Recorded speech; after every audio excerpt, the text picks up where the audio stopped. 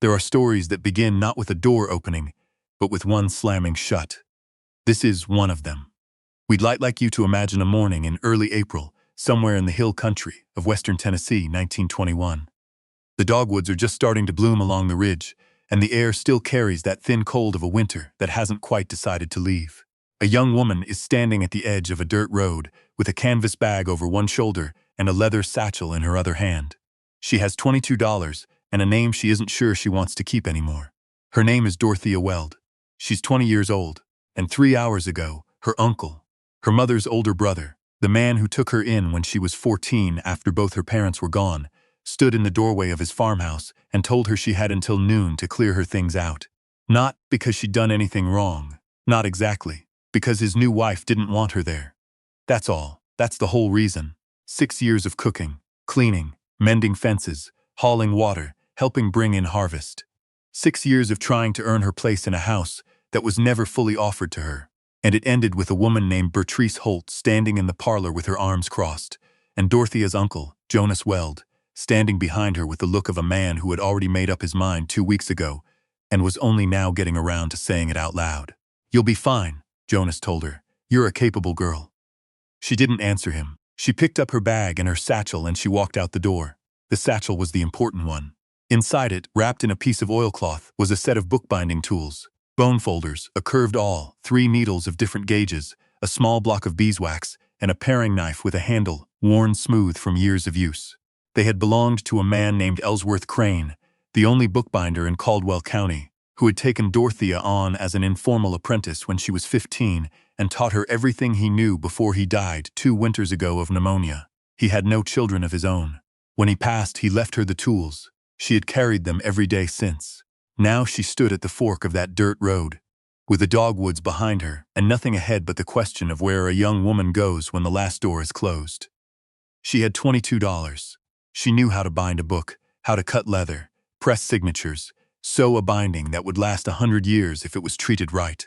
She knew it was a skill that most people in 1921 considered nearly obsolete, something that belonged to an older world. She also knew it was the only thing she was genuinely good at. She started walking east. You might be wondering what she was thinking about, walking that road alone.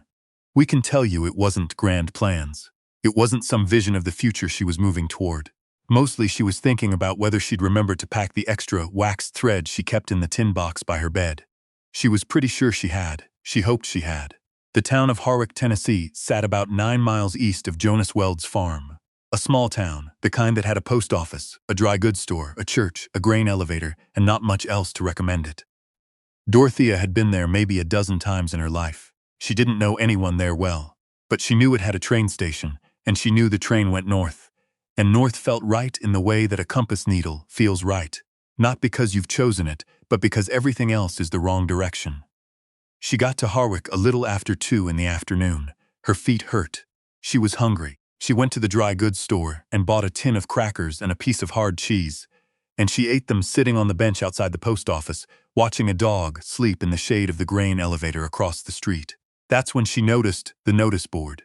It was nailed to the post next to the post office door. A weathered square of wood with papers tacked to it, the usual kind of thing. Lost mule, church social, room for let, seed corn. And in the lower left corner, a piece of paper that had been there long enough to go soft at the edges, the ink faded but still readable. Sale by Scanty Auction Derelict Property, and contents former Winslow Print Works 114 Sycamore Road. Harwick 1 building, 1 outbuilding, contents, as is minimum $3 action. Saturday, April 9. She looked at that paper for a long time. A print works. That meant presses. That might mean paper stock, binding supplies, tools she could actually use. She knew how to work around printing equipment. Ellsworth Crane had kept his workshop adjacent to a small press operation in his later years, and she'd spent enough time there to understand the basic machinery. Saturday was 2 days away. She had $22. She folded her cheese wrapper carefully and put it in her bag. The Harwick County Courthouse was a limestone building that smelled of old paper and floor wax, and the county clerk, a thin man named Mr. Avery Peck, who wore his hair parted so precisely it looked like it had been measured with a ruler, regarded Dorthea Weld across his desk with the particular expression of a man who has been surprised but is trying not to show it. "You're here to register for the Saturday auction," he said. "Yes, sir." The Winslow property. Yes, sir. He looked at her bag. He looked at her satchel. He looked at her in the way that men of a certain era looked at young women who presented themselves alone in official offices. Not unkindly, exactly, but with a species of puzzlement that bordered on concern. That property's been sitting since 1916, he said. Roof's mostly sound, but the press machinery is seized up. Building needs significant work. I understand. Minimum bid is $3. I know. Another pause. May I ask your intended use of the property? Dorthea set her satchel on her knee and looked at him evenly. I'm a bookbinder, she said. I intend to bind books. Mr. Avery Peck wrote her name in his ledger. Saturday came with rain. The auction was held under a tarp stretched between two wagons in the empty lot next to the Printworks building, and there were 6 other bidders, 5 men, and 1 woman, who turned out to be bidding on a separate lot entirely, and left after the first 20 minutes. The Winslow property drew 4 bids. The first was from a man named Thaddeus Orr, who identified himself as a representative of a lumber concern out of Nashville. He opened at $3. Dorthea bid 4.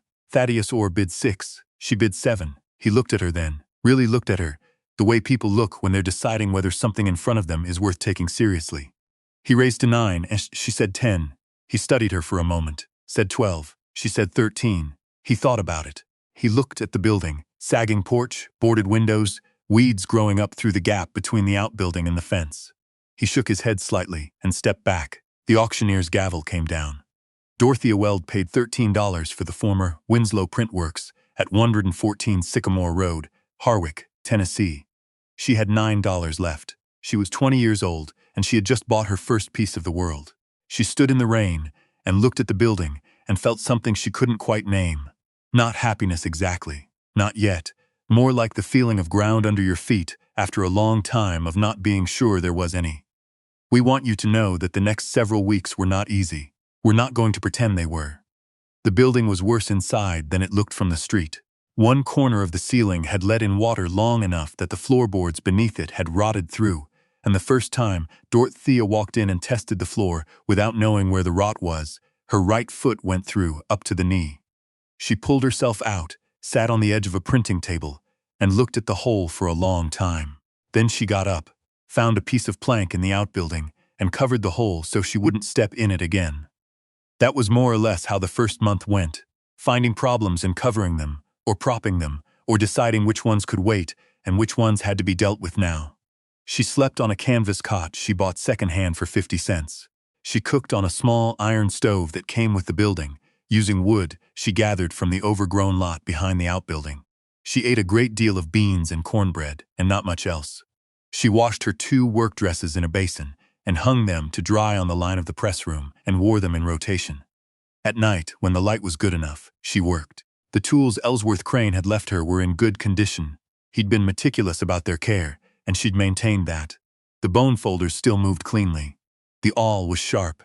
The needles hadn't rusted. She had brought with her a small supply of thread and a few sheets of good cover stock she'd been hoarding since his death, and she used these to make samples. Small, tightly bound notebooks with neat covers and clean signatures, the kind of thing a person could actually use. She didn't know yet who she would sell them to, but she made them carefully, because Ellsworth had told her once that a thing made badly advertises itself in ways the maker doesn't intend, and a thing made well does the same. She made them as well as she knew how. It was a woman named Opaline Gruber who first came to the door. She was perhaps 60, round-faced, with the kind of no-nonsense manner that comes from having operated a household for 40 years. She stood on Dorthea's porch. Dorthea had repaired 2 of the boards by then, and looked through the open door at the press room, at the drying notebooks hung on a line, at Dorthea herself standing with a bone folder in her hand, and she said, "You're the girl who bought this place." "Yes, ma'am." Opaline Gruber looked at the notebooks. "My late husband had a print business in Memphis. I know what a bindery smells like." "Yes, ma'am." "I imagine you do." A pause. "Can you bind a Bible?" Dorthea looked at her. "I can bind anything." Opaline Gruber had a family Bible, her grandmother's, 4 generations old, that had come apart at the spine. The leather had cracked and the signatures had loosened, and 2 pages from the Book of Ruth had separated entirely and were being kept folded inside the front cover. She wanted it repaired. She'd carried it to Memphis the year before and been told it was too far gone. Dorthea asked to see it. She spent 20 minutes examining the Bible, the way a doctor examines a patient. Spine, covers, inner hinges, the condition of the paper, the adhesive that had been used originally, the thread used in the signatures. She asked Opaline when it had last been handled regularly and when it had been stored and where. Then she gave Opaline Gruber a price. It was fair.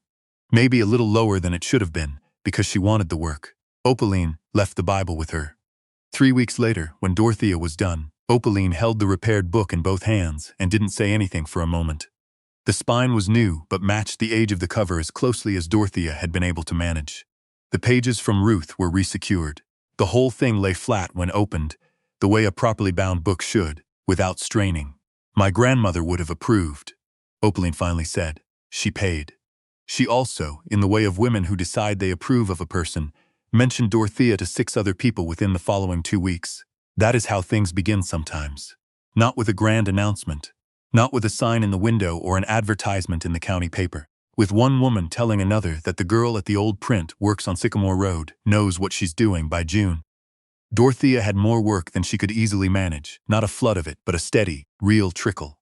Church records that needed rebinding, a doctor's ledger with a broken spine, a farmer named Hiram Quast who had a collection of agricultural almanacs going back to 1887 and wanted them preserved, a school teacher named Miss Lena Faber who brought in a box of damaged textbooks from the school and asked, apologetically, whether Dorthea could do anything with them.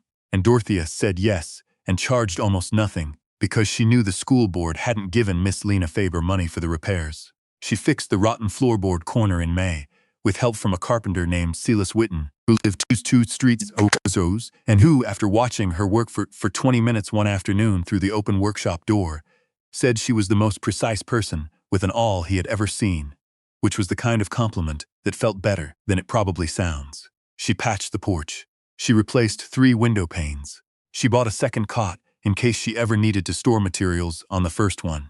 She bought a tin coffee pot and a proper frying pan and a small shelf of good thread in 6 colors and a bottle of genuine book paste instead of the flour and water substitute she'd been using. She was not comfortable. She was not easy. But she was building something, piece by piece, the way Ellsworth Crane had taught her to build a book. One layer at a time, each one resting on the one before it, nothing rushed, nothing skipped. It was in late June that she found the box. She had been meaning to clear out the storage space under the main press table. Since she bought the building, a low, shelf-like space where the previous owner had apparently kept supplies, now thick with dust and mouse sign and old paper. She'd been putting it off because there was always something more urgent and because she wasn't sure what she'd find and wasn't sure she wanted to deal with it. On a Tuesday afternoon when the heat outside made working at the bench uncomfortable, she finally got down on her hands and knees and pulled everything out. Most of it was what she expected. Old paper gone brittle, a rusted can of ink, 2 broken press rollers, a handful of type slugs loose in a cloth bag. But in the back corner, pushed against the wall, was a wooden box about the size of a bread loaf, with a simple latch and her name on the lid. Not her name. The name H. Winslow, inked in neat capitals on a strip of paper glued to the top.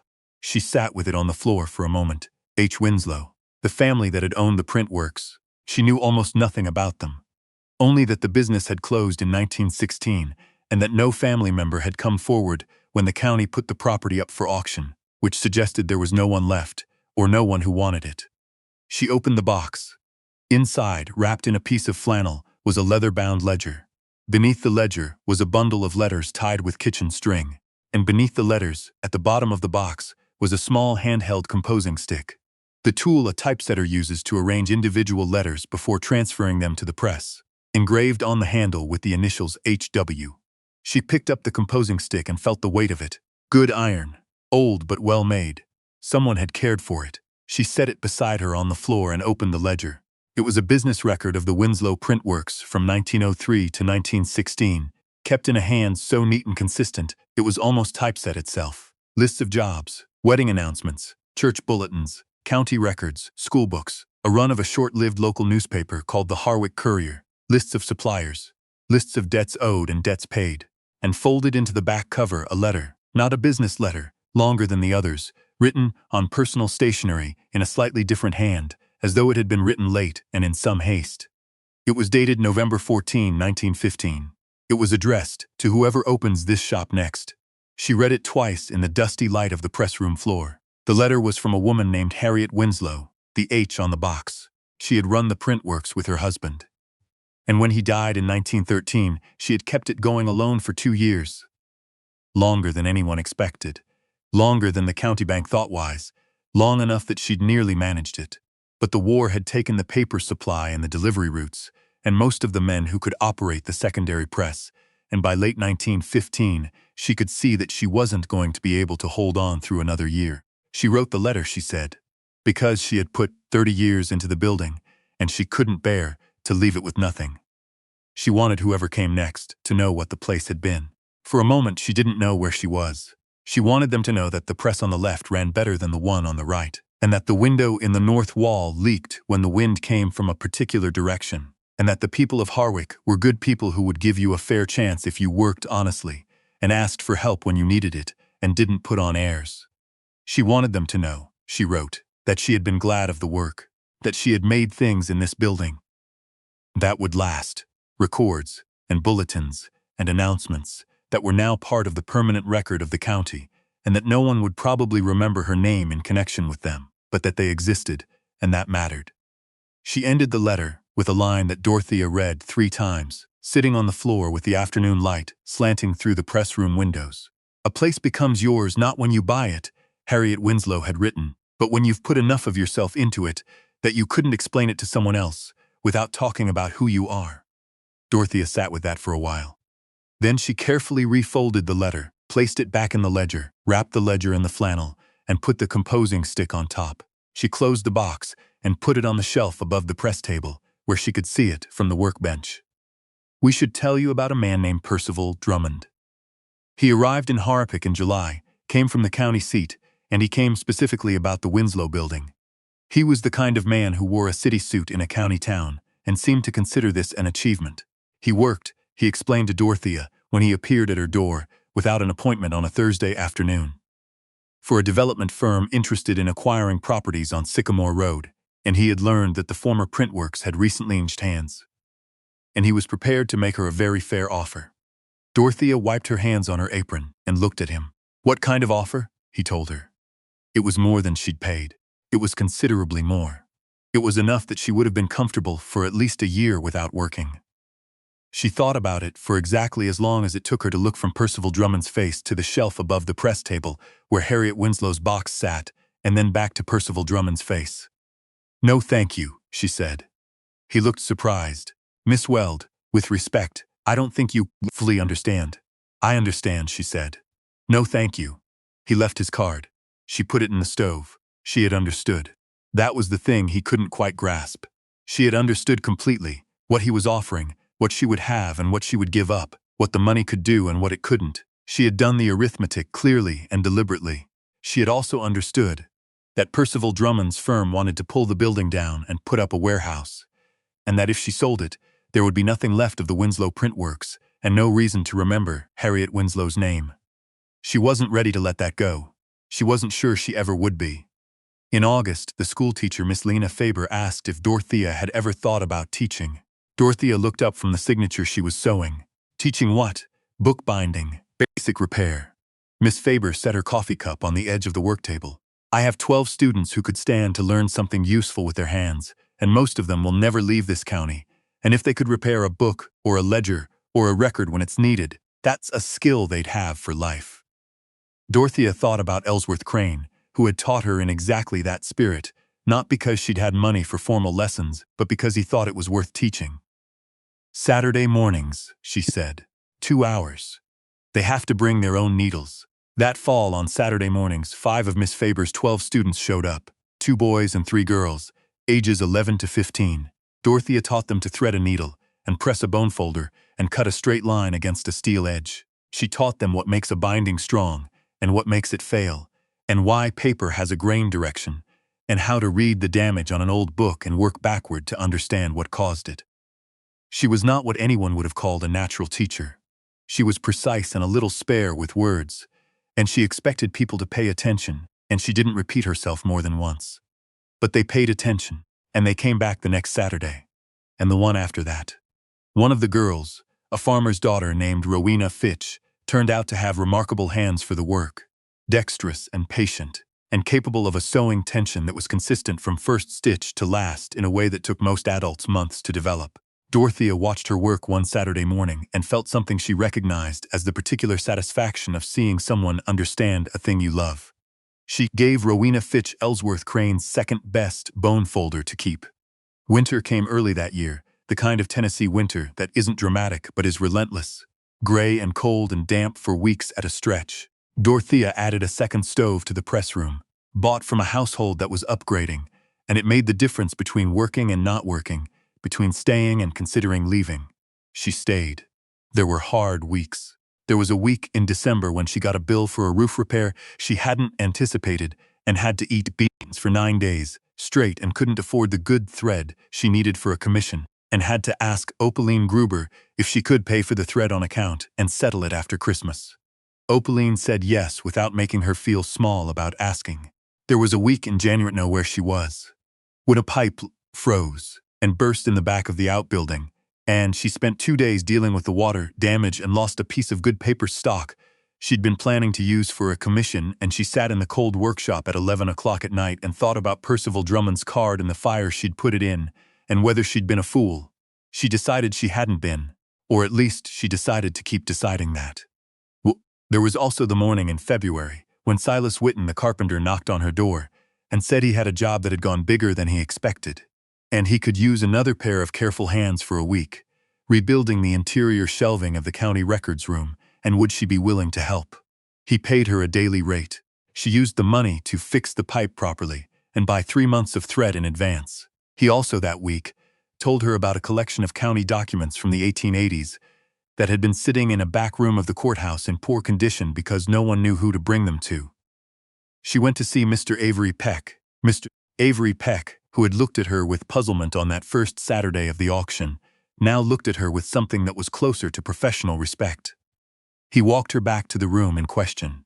She looked at the documents, ledgers, deed books, 2 bound volumes of county court records, and she quoted him a price for restoration. He said he'd have to bring it to the county commissioners. The county commissioners approved it in March. It was the largest single commission she had ever received. When she finished it, 4 months of work, meticulous and slow, the kind of work that would have made Ellsworth Crane either very proud or very particular about the 2 places she could have done better, possibly both. The county clerk's office held the bound materials up to the light of the back room window and said that they looked as though they had been made recently. Dorthea said, "That's the point. We are coming to the part of this story where we'd like to ask you something, because there's a question here that we think about a lot." Dorthea Weld had nothing when she started. No family support, no money to speak of, no connections in Harwick, no building that was anything but a liability at $13. What she had was a skill, a set of tools, and the memory of a man who had believed that making things well was its own form of argument against the world's tendency toward carelessness. By the end of that first year, she had a workshop that was hers, a small but real reputation, a roster of regular work, 5 students on Saturday mornings, a rotten floorboard she'd fixed herself, a frozen pipe she'd survived, and a wooden box on the shelf above the press table that reminded her every day that she wasn't the first person to put herself into this place. She wasn't wealthy. She probably never would be, not by the measure of men like Percival Drummond. But she was building something that would last. She understood the difference. In the spring of the second year, she had a small sign painted and hung above the door of a 114 Sycamore Road. It said, "Weld Bindery, Est, 1921, Fine Binding and Restoration." Harriet Winslow would have recognized the impulse, we think, the need to put your name on a thing you've put yourself into, to say, this was made here by someone who was here, and if it lasts, then something of that person lasts too. And here is what we want to ask you, before we leave Dorthea Weld to her press room, and her Saturday students, and her winter stoves, and her careful, lasting work. What is the thing in your life that you've kept building through the weeks when it was cold, and the pipe was frozen, and the money was thin? What is the place, or the work, or the practice, that has started to know your name? We'd love to hear about it in the comments, because in our experience, those stories are the ones that matter most.